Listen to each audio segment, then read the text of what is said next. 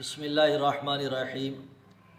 امام ابو حنیفہ رحمۃ اللہ علیہ کے دور میں ایک دہریہ تھا، اور اس دہریہ نے یہ دعویٰ کیا تھا اس کائنات میں اللہ موجود نہیں ہے۔ اس کائنات میں جو چیز وجود میں آئی از خود وجود میں آئی، اس کائنات کا کوئی رب نہیں، کوئی خالق و مالک نہیں، یہ کائنات از خود وجود میں آئی ہے۔ اور اس بات پر میں مسلمانوں سے مناظرہ کرنے کے لیے بھی تیار ہوں۔ لوگ بڑے پریشان ہوئے کہ اس کو بات کس طرح سمجھائیں۔ لوگوں نے مشورہ کیا کہ کون سا عالم مناسب ہے جو اس داریہ کے ساتھ مناظرہ کرے۔ مشورے کے بعد یہ بات طے پائی کہ امام ابو حنیفہ رحمۃ اللہ علیہ وقت کے بڑے عالم ہیں، سب سے بڑے عالم ہیں، تو مناسب ہے کہ ہم ان کے پاس جائیں اور ان سے کہہ دیں کہ حضرت آپ ان سے مناظرہ کر لیں۔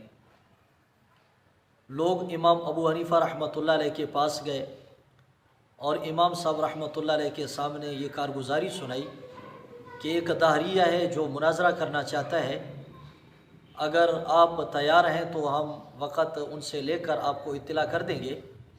امام صاحب رحمۃ اللہ علیہ نے فرمایا ٹھیک ہے، انشاءاللہ کل صبح میں آ جاؤں گا۔ وہ وقت امام صاحب نے ان کو بتا دیا کہ فلاں وقت میں پہنچ کر ان سے مناظرہ کروں گا، آپ لوگ سب مسجد میں جمع ہوں اور ان کو بھی مسجد میں بٹھائیں۔ لوگ واپس آئے، اس داریہ سے یہ کہنے لگے کہ کل انشاءاللہ فلاں وقت میں ابو حنیفہ رحمۃ اللہ علیہ آئیں گے اور وہ آپ سے مناظرہ کریں گے۔ تو وہ بڑا خوش ہوا۔ اگلے دن اگلی صبح سب لوگ مسجد میں آئے، وہ داریہ بھی آیا۔ اب لوگ بیٹھے ہوئے ہیں کہ کس وقت ابو حنیفہ رحمۃ اللہ علیہ تشریف لائیں گے، پھر مناظرہ ہوگا۔ لیکن جو وقت امام ابو حنیفہ رحمۃ اللہ علیہ نے دیا تھا، امام صاحب اس سے کافی تاخیر سے آئے۔ 1 گھنٹہ ہو، 2 گھنٹے ہوں، زیادہ ہوں۔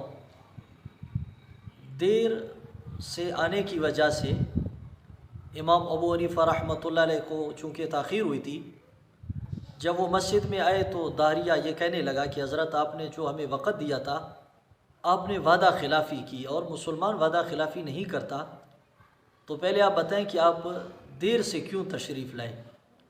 امام صاحب رحمۃ اللہ علیہ فرمانے لگے میرا عذر سن لیں، تم لوگوں کو معلوم ہے کہ میرا گھر دریا کی اس پار ہے۔ جب میں دریا کے کنارے آیا تو کوئی کشتی نہیں تھی۔ میں بڑا پریشان ہوا کہ میں دریا کس طرح عبور کروں، تو میں کیا دیکھتا ہوں، یک لخت درخت ٹوٹ جاتے ہیں اور ان سے پٹے بن جاتے ہیں، اور ایک کشتی تیار ہو کے میرے پاس آتی ہے۔ میں اس کشتی میں بیٹھا، میں آیا تو یہ تاخیر کشتی بننے میں لگی، جس کی وجہ سے میں دیر سے پہنچا۔ تو وہ کہنے لگے کہ آپ اتنے بڑے امام ہیں لیکن آپ اتنا بڑا جھوٹ بول رہے ہیں، ہم نے آج تک نہیں سنا کہ کوئی کشتی از خود بنی۔ تو امام صاحب رحمۃ اللہ علیہ فرمانے لگے جب ایک کشتی از خود نہیں بن سکتی تو یہ کائنات از خود کس طرح وجود میں آیا، ضرور اسے بھی کوئی بنانے والا ہے۔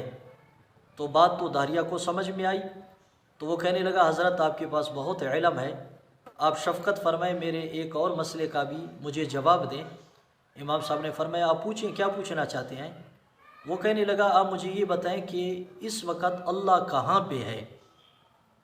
امام صاحب نے فرمایا یہ تو بڑا آسان مسئلہ ہے۔ آپ نے ایک شخص کو حکم دیا کہ گھر سے دودھ لے آئے، وہ ایک تھال کے اندر دودھ لے آیا۔ امام صاحب فرمانے لگے آپ بتائیں کہ اس دودھ کے اندر مکھن ہے؟ وہ کہنے لگا حضرت ہر دودھ کے اندر مکھن ہوتا ہے، اس دودھ میں بھی مکھن ہے۔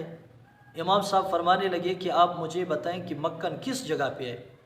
وہ کہنے لگا حضرت اشارے سے تو نہیں بتا سکتا کہ مکھن کس جگہ پہ ہے، لیکن اتنا ضرور جانتا ہوں کہ اس میں مکھن ہے۔ امام صاحب فرمانے لگے کہ اس کائنات میں اللہ موجود ہے، لیکن میں بھی اشارے سے نہیں بتا سکتا کہ اللہ کہاں پہ ہے۔ یہ بات بھی ان کو سمجھ میں آئی۔ انہوں نے کہا حضرت ایک اور بات بھی میں آپ سے سمجھنا چاہتا ہوں، وہ یہ ہے کہ اللہ اس وقت کیا کر رہا ہے۔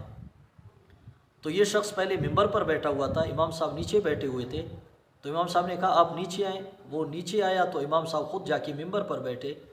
پھر آپ نے فرمایا کہ اللہ یہ کر رہا ہے قل اللہم مالک الملک تؤتی الملک من تشاء وتنزع الملک ممن تشاء وتعز من تشاء وتذل من تشاء بیدک الخیر انک علی کل شیء قدیر، کہ اللہ یہ کرتا ہے کسی کو عزت دے کے تخت پر بٹھاتا ہے اور کسی کو ذلیل کر کے تخت سے نیچے اتارتا ہے، میرا اللہ یہ کام کر رہا ہے۔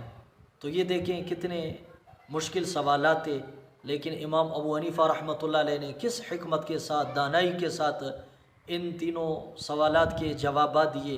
یہ امام ابو حنیفہ رحمۃ اللہ علیہ کی فقاہت ہے، یہ ان کی سمجھ ہے، یہ ان کی دانائی، عقل مندی ہے۔ امام اعظم رحمۃ اللہ علیہ بڑے عظیم انسان تھے۔